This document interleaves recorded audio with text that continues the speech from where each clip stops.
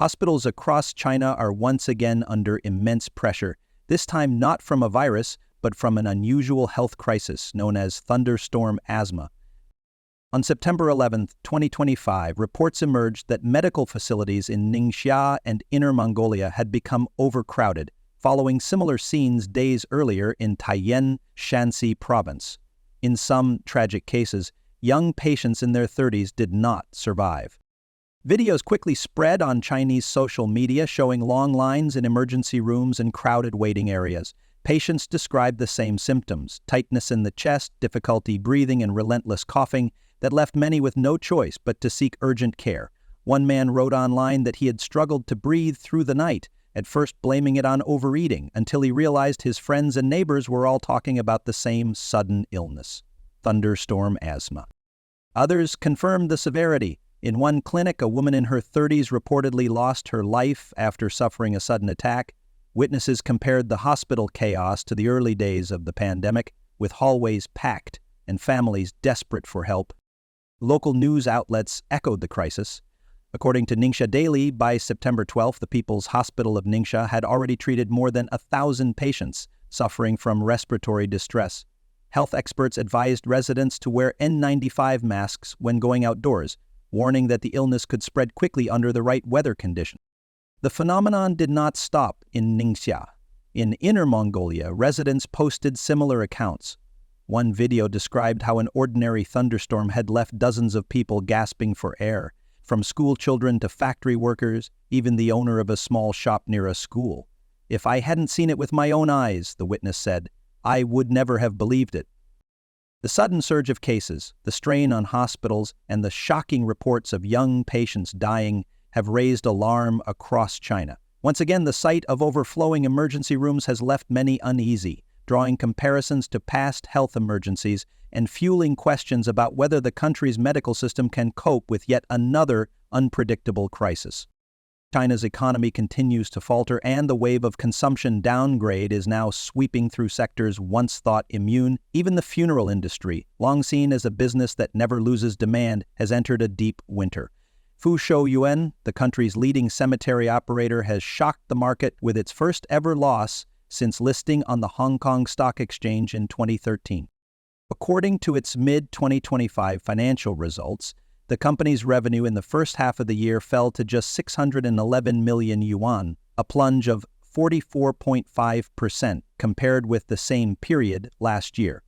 Net profit swung into the red, with losses reaching 261 million yuan. The average selling price of burial plots collapsed from 120,000 yuan to just 63,000, while revenue in its core Shanghai market dropped by more than half.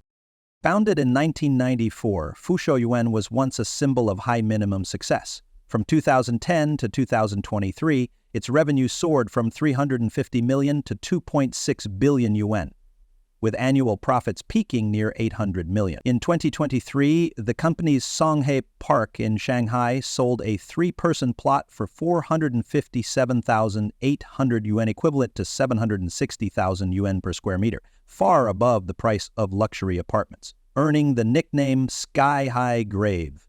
But that era of seemingly endless prosperity has come to an abrupt end. In the first half of 2025, the company sold more than 6,200 plots, only a slight drop in volume compared with the year before, yet total revenue shrank by over 400 million yuan. The problem was not the number of sales, but the collapse in pricing.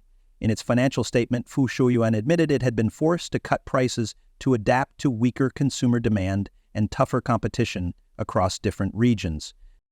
The downturn is not isolated. Other listed funeral companies have also reported sharp declines.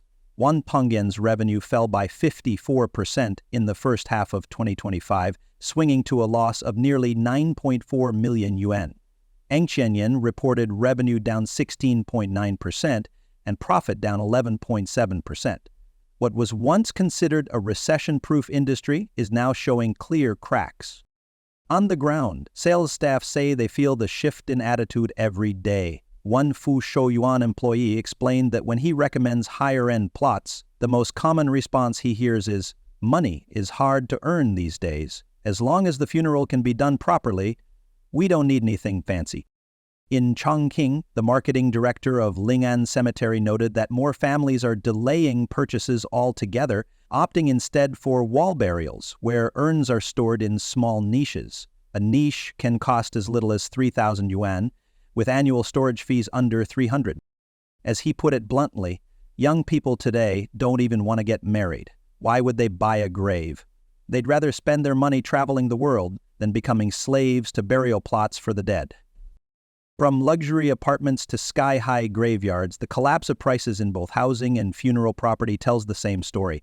China's middle class, once the backbone of consumption, is growing cautious, anxious, and unwilling to spend.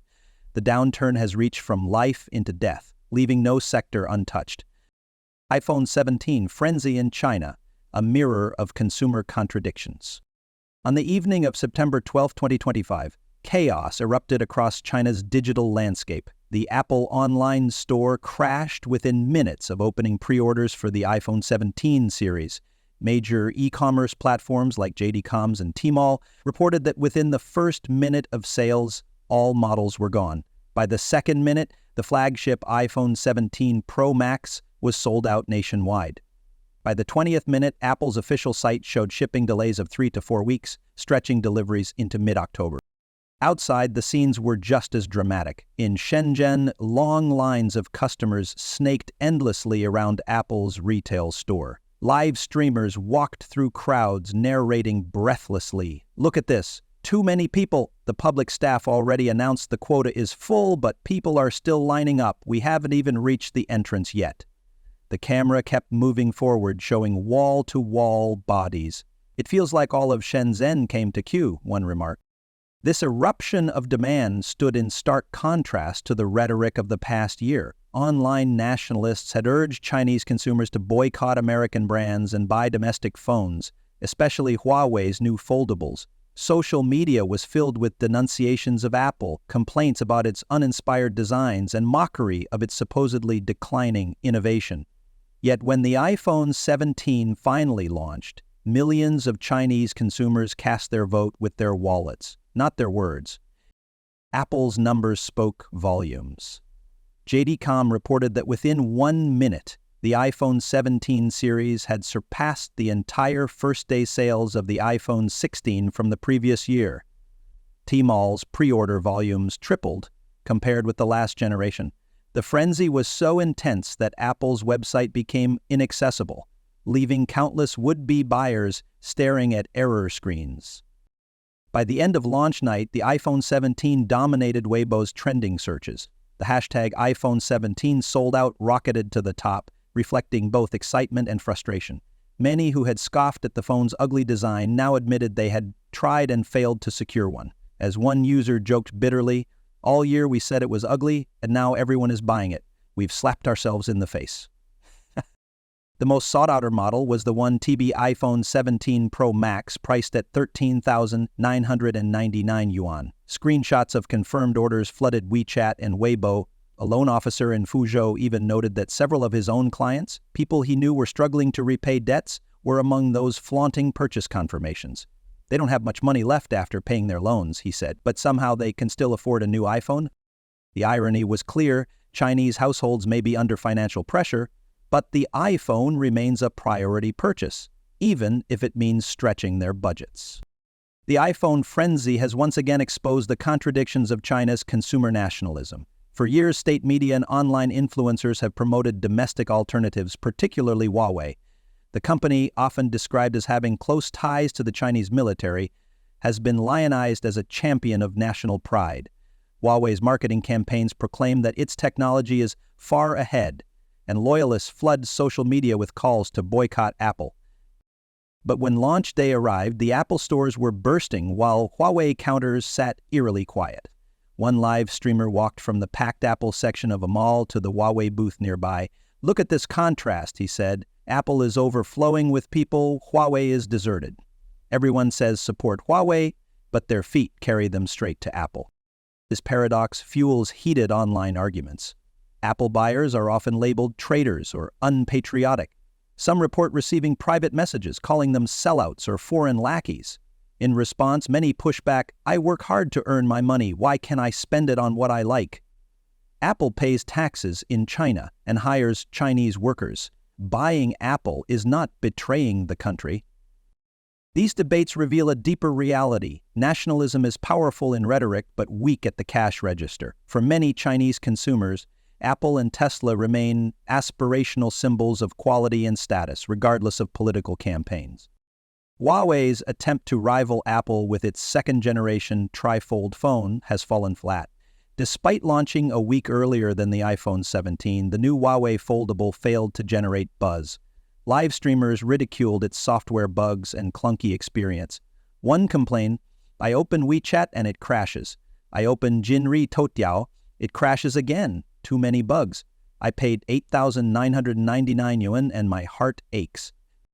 Others mocked Huawei's Harmony OS as incomplete, pointing out that its version of WeChat lagged behind other platforms. One customer lamented, "I bought the Mate 70 Pro, but even the original charging cable doesn't work properly. It's a disaster." Price cuts tell the same story. The Huawei P80, launched in June for 4,700 yuan, fell to just 3,200 yuan within 3 months, a drop of 1,500. Discounts that steep reinforce the perception that domestic brands cannot hold value. Why, despite constant complaints, does the iPhone still dominate? The answer lies in a mix of performance, prestige, and psychology.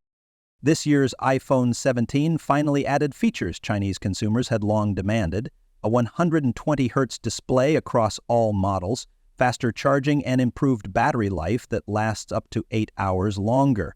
Storage options began at 256 GB, meeting the demands of heavy app users. Prices remarkably did not increase compared with the previous generation. For consumers, the equation was simple. Domestic phones no longer offered a clear advantage. Once known for being cheaper, many Chinese brands have crept up in price while still lagging behind in performance. As one consumer put it, "If I'm going to spend 8,000 yuan, why not stretch a little more and buy Apple? At least it holds its value." The psychological pull of Apple is equally strong. Owning the latest iPhone signals wealth and modernity in a way few other products can. Social media amplifies this effect, as users flaunt screenshots of their pre-orders and post unboxing videos. The sight of so many hidden millionaires proudly displaying their 1 TB Pro Max purchases only deepened the frenzy. The iPhone 17 launch has also ignited fierce clashes online. Pro-Huawei voices accuse Apple buyers of betrayal, while others counter that blind nationalism is irrational. "Every company is a private business," one netizen wrote. "If you get sick, Huawei won't pay your hospital bills. You rely on yourself, not on a brand. Let people choose freely." Meanwhile, rumors swirl about censorship. Some live streamers claim their videos criticizing Huawei were quickly removed, reported by fan armies. Others insist their only crime was suggesting Apple might still have advantages. The heavy-handed silencing of such content only reinforces resentment among neutral observers. The spectacle of iPhone mania amid a weakening economy says more about Chinese society than about Apple itself. Official statistics point to sluggish growth, falling real estate values, and shrinking disposable income. Yet the determination of consumers to own the latest iPhone, even if it means debt or sacrifice, shows how deeply status goods still matter. The contrast with Huawei underscores the limits of top-down nationalism. Consumers may cheer patriotic slogans online, but their real-world choices reveal skepticism. Trust is earned through consistent quality, not propaganda. The frenzy also highlights inequality. For some, the iPhone is an annual upgrade, flaunted on social media. For others, it is an unreachable dream, fueling resentment. The sight of ordinary workers who struggle with mortgages and loans, still rushing to buy 14,000 yuan phones, reflects both aspiration and contradiction. By September 13, the fever had not cooled.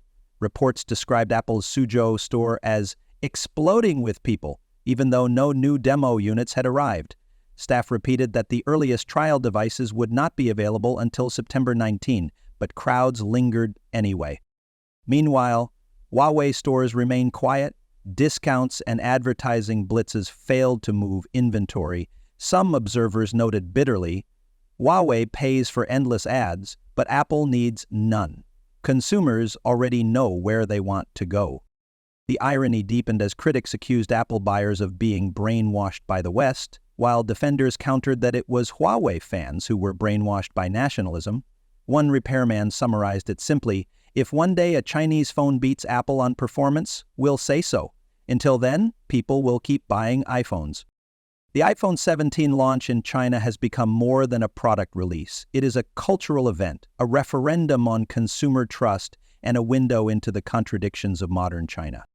Despite political tensions, anti-American rhetoric, and calls for patriotism, millions of Chinese chose Apple.